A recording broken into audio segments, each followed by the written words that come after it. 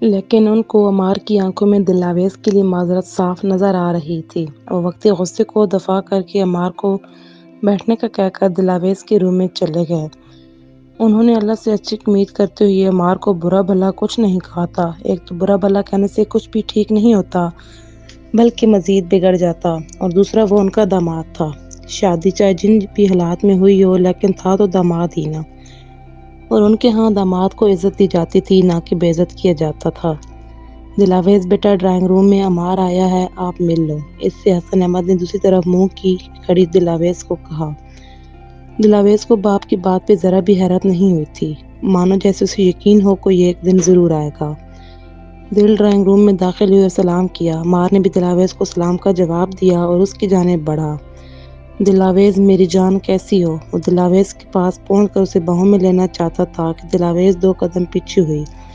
Please Ammar, دور رہ کر بات کریں جو کرنے آئے ہیں۔ عمار ادھر ہی رک گیا تھا۔ پلیز مجھے معاف کر دو، پلیز۔ عمار نے اس کے سامنے گھٹنوں پر بیٹھتے ہوئے کہا، اس کے سامنے ہاتھ جوڑ دیے۔ دلاویز، میں اپنی تمام غلطیوں کو مانتا ہوں، ان سب کی معافی مانگنے ہی تمہارے پاس آیا ہوں۔ پلیز مجھے معاف کر دو، مجھے انکار نہیں کرنا، میں اپنی تمام غلطیوں کا ازالہ کرنے کے لیے تیار ہوں، بٹ پلیز میرے ساتھ گھر چلو۔ گھر؟ کون سے گھر؟ اس فلیٹ پہ جہاں صرف آپ اپنا مطلب میرے جسم سے حاصل کرتے تھے۔ دلاویز پہلے تو خاموش رہی، لیکن جب بولی تو عمار کے پاس لفظ کم پڑ گئے اسے جواب دینے کے لیے۔ نہیں دلاویز، اب ایسا بالکل نہیں ہوگا، تم ایک بار چلو تو صحیح، عمار نے شرمندہ لہجے میں کہا۔ بس عمار، اب میری زندگی کا فیصلہ میرے والدین کریں گے۔ برباد تو آپ مجھے کر چکے ہیں، آپ کا بدلہ بھی پورا ہو گیا ہوگا، تو اب آپ مجھے طلاق دے کر قصہ ختم کیجیے۔ دلاویز، عمار نے چلا کر کہا، کیونکہ اسے ایسا لگا تھا کہ اس کا دل کسی نے مٹھی میں بند کر دیا ہو، اور اگر دلاویز نے دوبارہ ایسا کہا تو میرا دل بند ہو جائے گا۔ چلائیے مت، میں آپ کی سر خرید غلام نہیں ہوں، مجھے چاہیے تو آپ سے طلاق، ورنہ میں آپ پہ خلا کا کیس کر دوں گی۔ دلاویز شدید غصے میں یہ بھی بھول چکی تھی کہ وہ عمار سے طلاق کا مطالبہ کر رہی ہے جو وہ کبھی نہیں چاہتی تھی۔ عمار اور دلاویز کی تیز آوازوں پہ دلاویز کے ماما بابا دروازے کو نوک کرتے ڈرائنگ روم میں داخل ہوئے۔ دلاویز، کیا بات ہے بیٹا، اتنی تیز آوازیں کیوں آ رہی ہیں؟ صوفیہ بیگم نے دل سے پوچھا۔ حسن اور صوفیہ یہی چاہتے تھے کہ اگر عمار اسے معافی مانگ کر اسے منانے آیا ہے تو ان کی بیٹی کو مان جانا چاہیے تھا۔ آنٹی انکل، میں بتاتا ہوں آپ دونوں کو۔ عمار نے ان دونوں کو مخاطب کرتے ہوئے بولنا شروع کیا۔ میں اپنے کیے پر شرمسار ہوں، اب میں دلاویز کو گھر لینے آیا ہوں، اور دلاویز مجھ سے طلاق کا مطالبہ کر رہی ہے۔ آپ بتائیں، غلطی کیا انسان سے نہیں ہوتی؟ معافی مانگنے پہ خدا بھی معاف کر دیتا ہے۔ دلاویز کا کہنا ہے کہ اب میرا فیصلہ والدین کریں گے۔ انکل آنٹی، میں دلاویز کے ساتھ یہ رشتہ نبھانا چاہتا ہوں، آپ پلیز اسے سمجھائیں۔ عمار بیٹا، اگر آپ کو سچ میں اپنی غلطی کا احساس ہو گیا ہے اور آپ دلاویز کو ساتھ لے کر جانا چاہتے ہیں تو اپنے والدین کو ادھر بھیجیے، شادی کی تاریخ رکھ لیں، ہم اپنی اکلوتی بیٹی کو رسم رواج سے رخصت کرنا چاہتے ہیں۔ اب کی بار صوفیہ بیگم نے بات کی تھی۔ اوکے آنٹی، میں کل ہی ماما کو بھیجنا چاہتا ہوں، پاپا تو بیمار ہیں اس لیے وہ نہیں آ سکیں گے۔ عمار نے مسکراتے ہوئے کہا۔ اب آنٹی نہیں ماما کہو، دلاویز کی طرح۔ صوفیہ بیگم نے کہا تو سب ہنسنے لگے سوائے دلاویز کے۔ اوکے بیٹا، آپ بیٹھو، ہم تھوڑی دیر میں آتے ہیں۔ حسن احمد نے بیٹی کا پھلا ہوا منہ دیکھتے ہی صوفیہ کو لے کر باہر نکل گئے تاکہ دونوں میاں بیوی کچھ دیر اکیلے بیٹھ سکیں۔ دلاویز، عمار کے پکارنے پہ دل نے خون خوار نظروں سے عمار کو دیکھا تو عمار شاعرانہ انداز میں اختیار کرتے ہوئے یہ غزل دل کو سنانے لگا۔ محبت روٹھ جائے تو اسے باہوں میں لے لینا۔ دلاویز، اور ساتھ ہی عمار اسے گلے لگاتا ہوا دلاویز کے گال پر کس کر کے باہر نکل گیا۔ گاڑی ایک خوبصورت بنگلے نما گھر کے سامنے آ کر رکی۔ ہارن دینے کی آواز پر وہ ہوش کی دنیا میں لوٹی اور سامنے اپنے بابا کے گھر کو دیکھ کر خوشی سے یاہو کہتے ہوئے رکی، کیونکہ ساتھ وہ شخص تھا جس سے کبھی کسی بھی وقت کچھ بھی توقع کی جا سکتی تھی۔ اس لیے وہ خاموشی سے بیٹھی رہی۔ دونوں گاڑی سے اتر کر گھر کے اندر چلے گئے۔ گھر کے سب لوگ ہال میں بیٹھے خوش گپوں میں مصروف تھے۔ دانیال اور سمرا ہال میں داخل ہوتے ہی بآواز بلند سب کو سلام کیا تو باری باری سب دونوں سے ملنے لگے۔ ہم آپ دونوں کا ہی انتظار کر رہے تھے، ابرار کیانی نے کہا۔ اتنے میں نورین بیگم نے آ کر کہا، چلو بچوں، کھانا لگ گیا ہے تو سب کھانے کے لیے ڈائننگ ٹیبل کی طرف چلے گئے۔ ناز اور شہریار کا بچہ کچھ دن ہاسپٹل رہ کر اب صحتیاب ہو کر گھر آ چکا تھا۔ ناز اور شہریار نے اپنے کیوٹ سے بیٹے کا نام احتشام رکھا تھا جو کہ بالکل اپنی پھپھو پر گیا تھا۔ شہریار اسے شامی بھی کہہ کر پکارا کرتا تھا۔ ناز باپ بیٹے کے پیار کو دیکھ کر اللہ پاک سے اپنی فیملی کی دائمی خوشیوں کی دعا کرتی تھی۔ ماما، ماما جانی کدھر ہیں آپ؟ ارے خدا خیر کرے، کیا بات ہے عمار؟ نصرت بیگم نے اسے دیکھتے ہوئے پوچھا۔ ماما، ماما، ماما، ارے کیا کر رہے ہو؟ گراؤ گے میری بڑھیا کو؟ عمار نے نصرت بیگم کو گول گول گھماتے ہوئے کہا۔ ارے ماما جانی آپ کیوں بوڑھی ہونے لگی؟ ابھی تو آپ لیڈی ہیں۔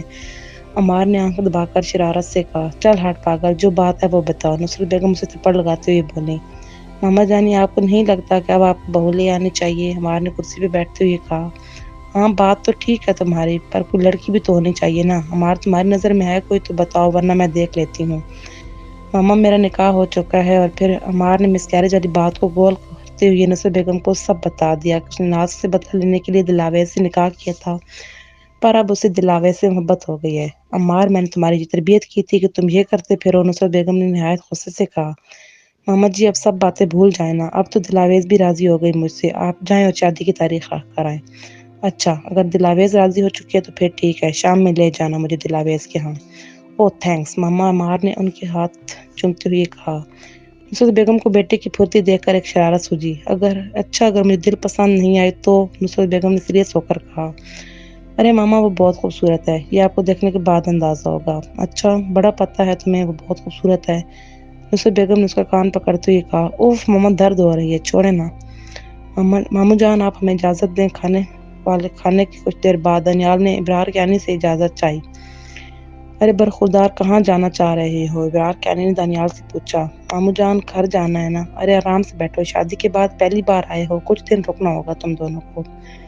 اب میں کچھ نہ سنوں، ابرار کیانی نے بات ختم کرتے ہوئے کہا۔ ابرار کیانی نے اپنی بیگم سے کہا، نورین دانیال اور سمرہ کے لیے سمرہ والا کمرہ سیٹ کروا دے جب تک تم دونوں میرے ساتھ ہو۔ ابرار کیانی اٹھ کر کمرے کی جانب چلے گئے۔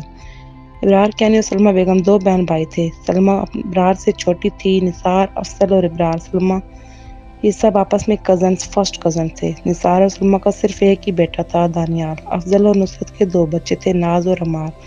ابرار اور نورین کے تین بچے تھے، سحر، سادات، سمرہ۔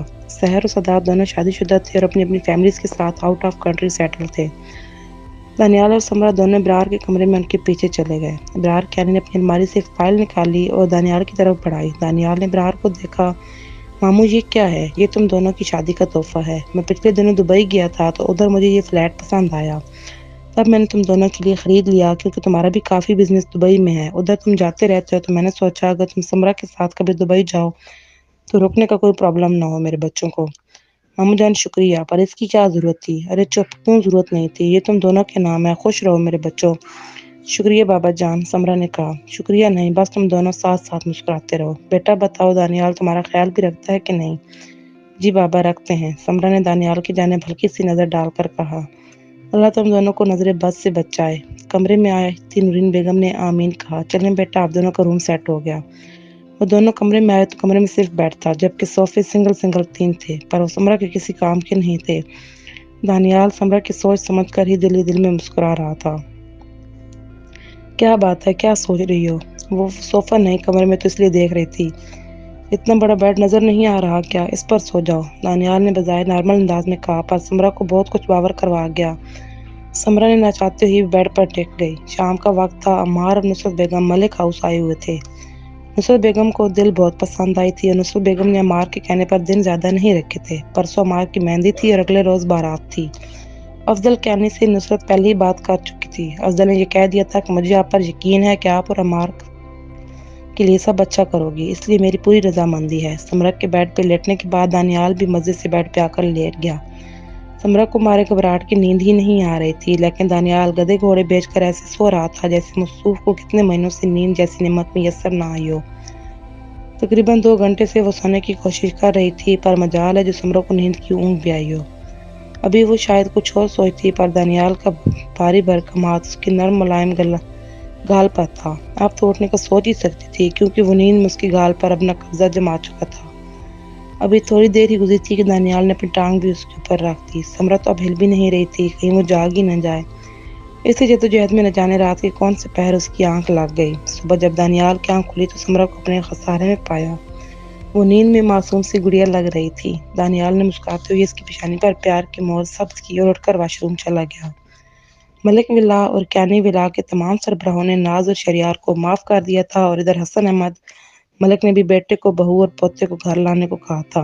شہریار سے ناراض تو پہلے بھی نہیں تھی، کیونکہ ان کا ماننا تھا یہ ان کا شرعی حق تھا۔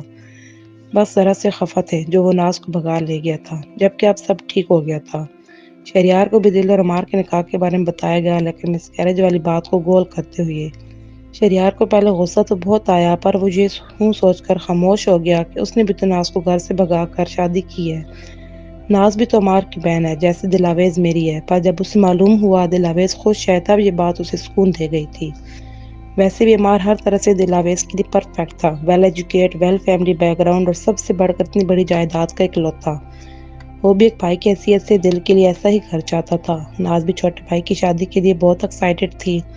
اس کی خوبصورت اور پرکشش بھائی کے لیے دل جیسی لڑکی بالکل پرفیکٹ تھی، کم عمر، معصوم اور خوبصورت دل، اور عمار کا کپل بہت کیوٹ تھا۔ ناز نے سوچا کل ان لوگوں کی پاکستان کی فلیٹ تھی، وہ دلاویز اور عمار کی شادی کے لیے جلد جا رہے تھے۔ جانا تو ان کو ویسے بھی تھا، کیونکہ حسن احمد نے کہہ دیا تھا کہ وہ جلد از جلد پاکستان واپس آ جائیں ہمیشہ کے لیے، اس لیے دونوں پیکنگ کر رہے تھے۔ افضل ہاؤس کو جدید لائٹننگ سے سجایا جا رہا تھا۔ شادی کی تیاری زور و شور سے شروع تھی۔ نصرت بیگم آج بہت خوش تھیں، کیونکہ ناز اور شہریار بھی آج پاکستان پہنچ چکے تھے۔ بھائی جان، ناز کی نادانی کی وجہ سے دانیال کے ولیمے کا فنکشن نہ ہو سکا تھا۔ ناز کو اب معاف کر چکے ہیں، تو میں سوچ رہا تھا عمار اور دانیال کے ولیمے کا فنکشن ایک ساتھ کر لیا جائے۔ کیا خیال ہے آپ کا؟ افضل اپنے بڑے بھائی سے مشورہ کیا۔ بات تو تمہاری ٹھیک ہے افضل، سلمیٰ نے بھی کہا تھا ولیمہ کا۔ جی بھائی جان، بھابی ٹھیک کہہ رہی ہیں۔ اس بچی کا بھی سوچیں، اتنی جلدی میں شادی ہوئی، اس کی نہ مایوں نہ مہندی، اب ولیمہ تو بنتا ہے نا۔ ہاں ٹھیک کہہ رہے ہو تم افضل۔